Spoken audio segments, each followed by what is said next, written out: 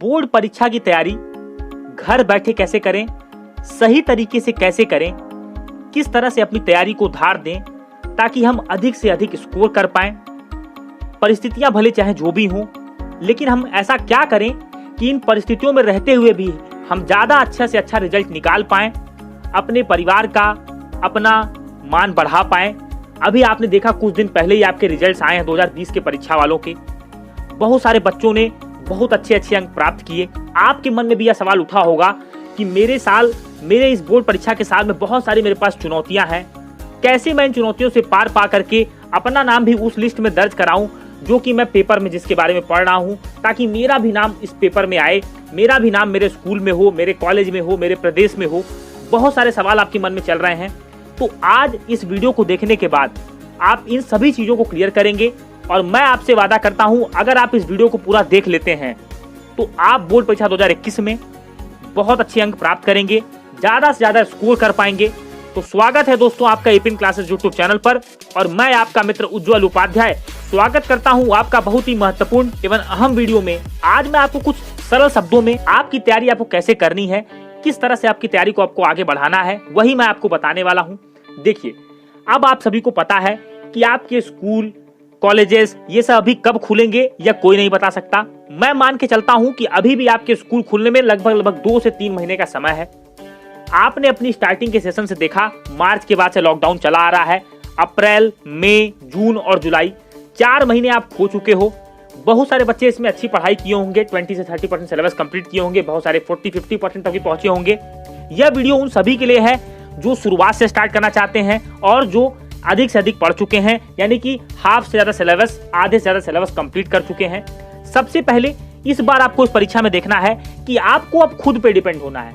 तो पहला जो आपका एम है वो है कि आपको सेल्फ स्टडी करनी है, अपने सेल्फ स्टडी पर फोकस करना है, किस तरह से आपको पढ़ना है। अब आप खुद अपने डिजाइनर बनिए। कहने का मतलब आपको अपने 24 घंटे, आप सभी के पास 24 घंटे हैं, जो टॉप करेगा उसके पास भी 24 घंटे हैं, जो एवरेज बच्चा है उसके पास भी 24 घंटे हैं, जो डल स्टूडेंट है उसके पास भी 24 घंटे ही हैं।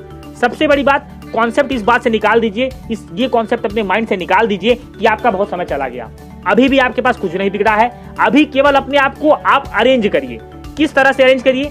24 घंटे को इस तरह से अरेंज करिए कि मैं अपनी स्टडी के लिए 4 से 6 घंटे रेगुलर निकालूंगा। कहने का मतलब ज्यादा नहीं। आप लोग क्या करते हैं, बड़ा टाइम टेबल ले लेते हैं, बड़ा टाइम टेबल बना लेते हैं, जो कि फॉलो नहीं हो पाता है। और मैं वास्तव में मानता हूं कि जब आपको शुरुआत करनी हो तो आप धीमे धीमे ही शुरुआत करें। अचानक से आप शुरुआत करेंगे, 2 से 3 दिन आप सही चलेंगे, फिर उसके बाद आप ऑफ ट्रैक हो जाएंगे और पढ़ाई से आप उब जाएंगे और 4 से 5 दिन आप पढ़ाई नहीं करेंगे।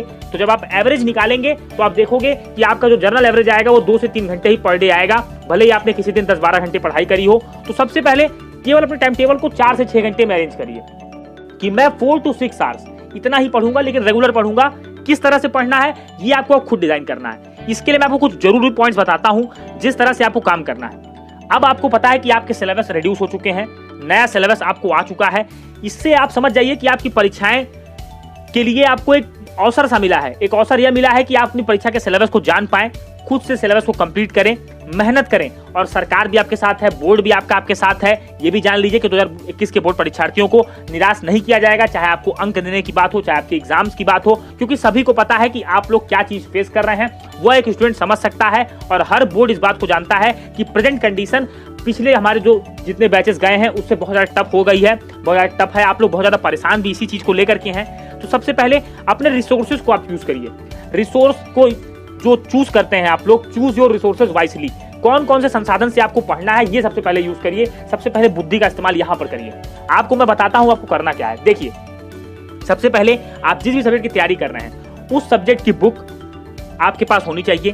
उस सब्जेक्ट का प्रीवियस ईयर पेपर होना चाहिए कि कौन कौन से क्वेश्चंस प्रीवियस ईयर पेपर्स में पूछे गए हैं।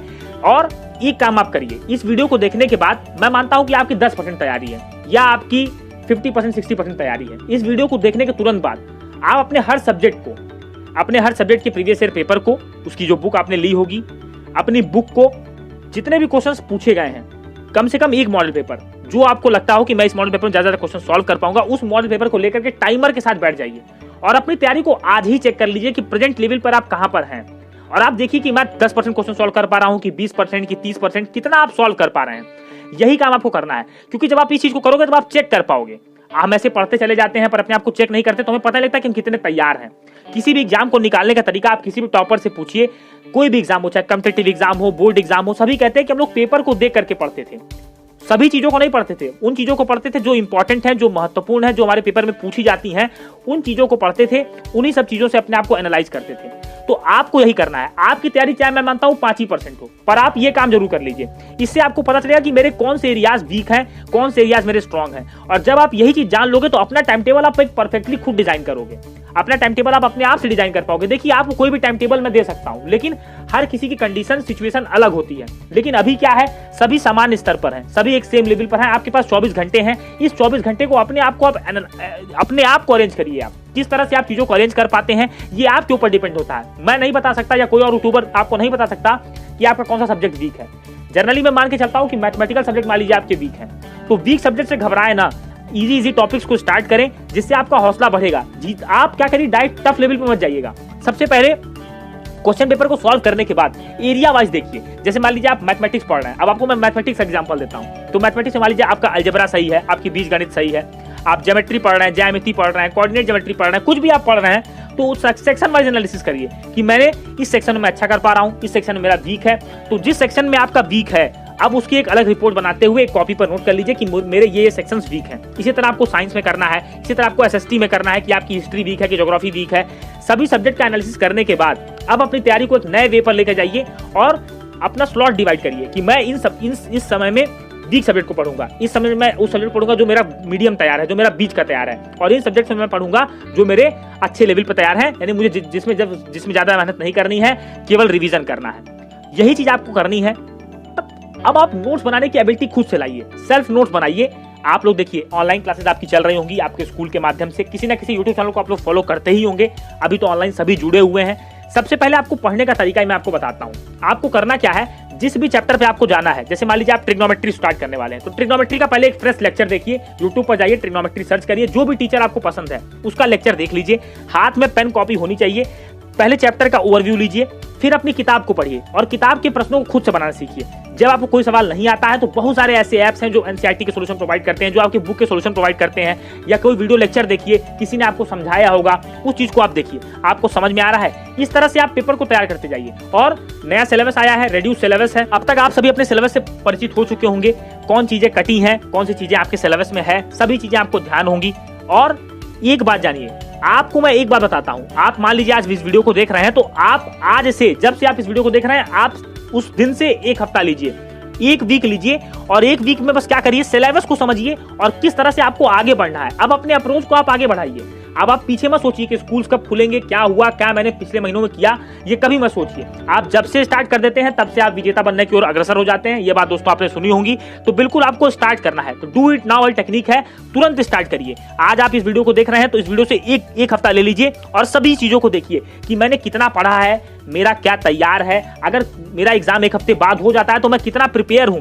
ये सभी चीजों को जब आप एनालाइज कर लोगे तो अपने आप एक अच्छा सा टाइम टेबल आप प्रिपेयर करोगे। आगे की जर्नी का रास्ता आप खुद बना लोगे, क्योंकि आप इतने सिंसियर आप हो कि आपको पता चल चुका है कि इन 4 महीनों में मैंने गलतियां क्या की हैं। उन गलतियों को दोबारा ना दोहराते हुए सही तरीके से, सही अप्रोच के साथ इस काम में लग जाइए और बिल्कुल आप इस काम को कर सकते हैं। सबसे अच्छी बात यह है कि आपको रिसोर्सेज मिल रहे हैं, चाहे वो ऑनलाइन मिल रहे हो चाहे ऑफलाइन मिल रहे हो। मैं मानता हूं कि आप लोग अभी ऑनलाइन पढ़ाई के लिए आप लोग अभ्यस्त नहीं है, आप लोग की आदत नहीं है, सो प्रॉब्लम आपको आ रही है। पर मैंने जो आपको बताया अप्रोच, उस अप्रोच को आप लगाइए।